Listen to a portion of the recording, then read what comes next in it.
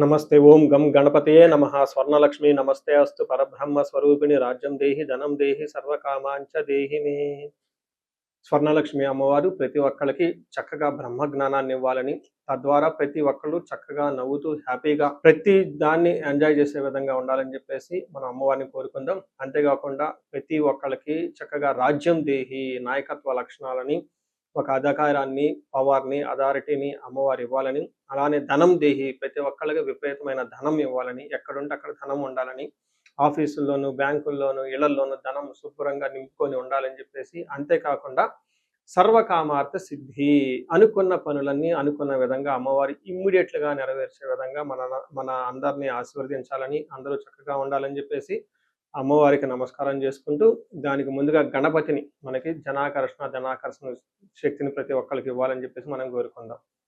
ఈరోజు టాపిక్ మనం చూసుకుంటే గురువు మారుతూ ఉన్నారు.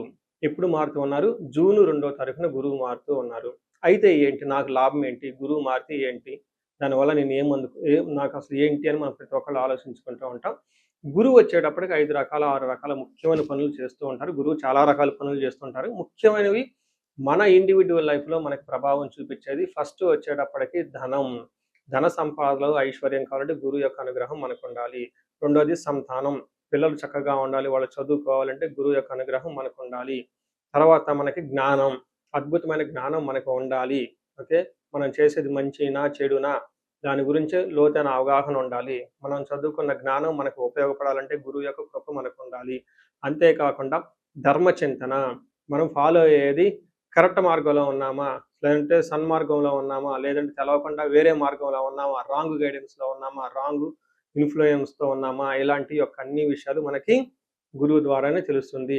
ధర్మచింతన అంటారు. అంతేకాకుండా దైవభక్తి, టీచింగ్, ఇలా రకరకాల విషయాల్లో బంగారం, జ్యువెలరీ మనకి ఎలా ఉంటుంది ఏంటి, ఇలా ముఖ్యమైన యొక్క అంశాలు ప్రతి ఒక్కళ్ళ జీవితంలో గురువు మారటం ద్వారా మనకు ప్రభావితం చేయబోతుంటుంది.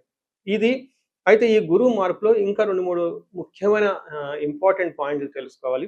ఫస్ట్, గురువు మిథున రాశిలో నుంచి కర్కాటక రాశిలోకి మారుతూ ఉన్నారు. ప్రతి సంవత్సరం గురువు ఒక్క రాశిలో తిరుగుతూ ఉంటారు, సంచారం చేస్తూ ఉంటారు. మిథున రాశి సక్సెస్ఫుల్గా 1 year అంతా కంప్లీట్ చేసుకొని ఇప్పుడు వాళ్ళు కర్కాటక రాశిలోకి వెళ్తున్నారు.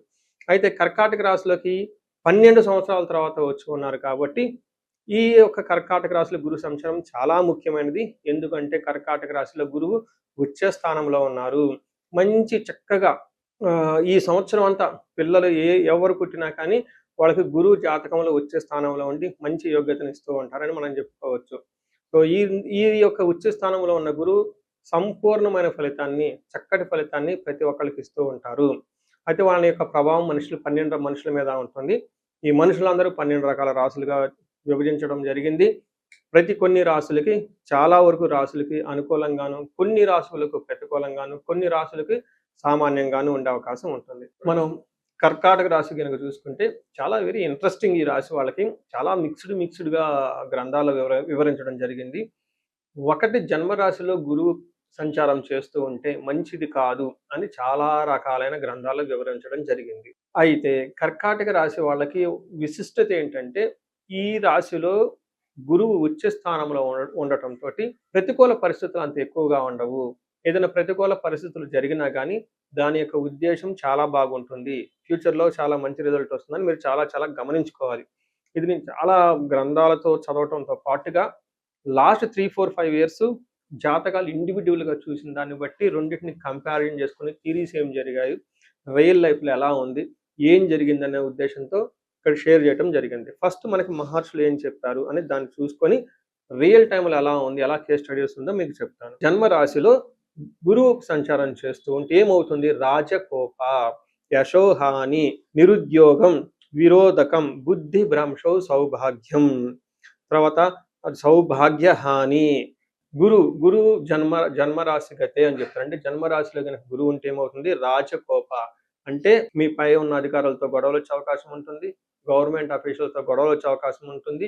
యశోహాని, మీ కీర్తి ప్రతిష్టలకు భంగం కలిగే అవకాశం ఉంటుంది. ఉద్యోగం విరోధకం అంటే ఉద్యోగంలో మీకు విరోధులు ఉండే అవకాశం ఎక్కువగా ఉంటుంది. బుద్ధి భ్రంశో అంటే మైండ్ని సరిగా పనిచేయకుండా ఉంటుంది. భాగ్యహాని, మీకు రావాల్సిన లక్ దూరం వెళ్ళిపోతూ ఉంది అని చెప్తారు.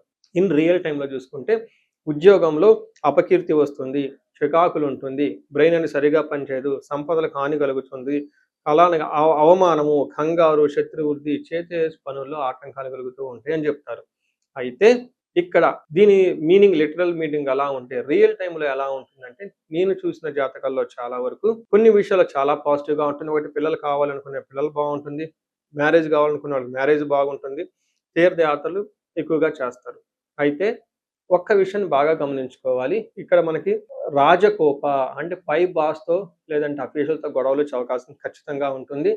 రెండోది, మనకి ఏం చెప్తారంటే ఈ టైంలో మన పురాణాలలో శ్రీరామచంద్రమూర్తి ఆయన జన్మ జాతకములో గురువు ప్రవేశించినప్పుడు అడవులకి ఎళ్లారు అని చెప్పేసి మనకు వివరించడం జరిగింది. అంటే నేను చూసిన కొంతమంది జాతకాల్లో ఈ టైంలో కొంతమంది నా క్లయింట్స్ గురువు వాళ్ళ జన్మ జాతకంలో ప్రవేశించినప్పుడు చాలామంది ఎంఎస్ చేయడానికి యూఎస్ వెళ్ళిపోయేసి అక్కడ కొంచెం ఇబ్బందులతో అది ఆ ఎంఎస్ కంప్లీట్ చేసుకొని ఆ తర్వాత కొంతకాలానికి కొంచెం కష్టంతో జాబులు చేసుకొని తర్వాత H1B వీసాలు ఇలాంటివన్నీ తెచ్చుకోవడం జరిగిందనమాట.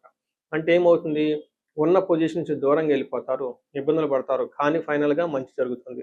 అదేవిధంగా శ్రీరామచంద్రమూర్తి రాజ్యాన్ని కోల్పోవాల్సి వచ్చింది. పట్టాభిషేకం కావాల్సిన వ్యక్తికి ఆ పట్టాభిషేకం కాకుండా అడవులకు వెళ్ళవలసి వచ్చింది. చివరికి ఏం జరిగింది, ఒక మంచి శుభకార్యం జరిగింది, దుష్ట సంహారం జరిగింది. అదేవిధంగా ఈ రాశి వాళ్ళకి జన్మరాశిలో గురువు ఉండటం వల్ల ఖచ్చితంగా ఇబ్బందులు ఉంటాయి. అయితే ఈ ఇబ్బందులు కూడాను ఫైనల్‌గా ఒక మంచి జరుగుతుంది మీ లైఫ్‌లోని గమనించుకోవాలి. సో ఈ ప్రకారంగా కర్కాటక రాశి వాళ్ళకి గురు మధ్యస్థంగా ఇబ్బందులతో కూడి సక్సెస్‌ని తీసుకొచ్చే అవకాశం ఉందని గమనించుకోవాలి. సో చూశారు కదా, గురువు ఈ రాశి వాళ్ళకి ఎలాంటి అనుకూల ప్రతికూలాలు తీసుకొని వస్తున్నారు, ఫలితాలు తీసుకొని వస్తున్నారు, అనుభవంలోకి రాబోతున్నాయో ఈ జూన్ నుంచి 2027 జూన్ వరకు, 2026 జూన్ నుంచి 2027 జూన్ వరకు ఎలాంటి ఫలితాలు ఉన్నారో మనం తెలుసుకుందాం. అయితే గురువు యొక్క అనుకూల ప్రభావం మన మీద ఉండటానికి మనం కొన్ని రకాల పరిహారాలను ఖచ్చితంగా చేసుకోవాల్సి ఉంటుంది. ఒకటి, గురువుకి సంపూర్ణ శాంతి పూజలు చేసుకోవాలి. సంపూర్ణ శాంతి పూజలు అంటే ఏంటి, చాలా మందికి అవగాహన ఉండదు.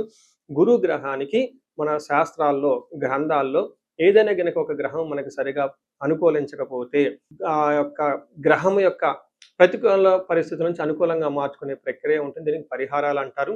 మనకి శాస్త్రాలు ఏ విధంగా చెప్పారంటే గురువుకి జప సంఖ్య 16,000 సార్లు చేయాల్సి ఉంటుంది.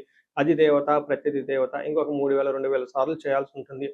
సుమారుగా గురుగ్రహానికి ఇటు అటుగా ఒక 20,000 సార్లు జపం చేయాల్సి ఉంటుంది.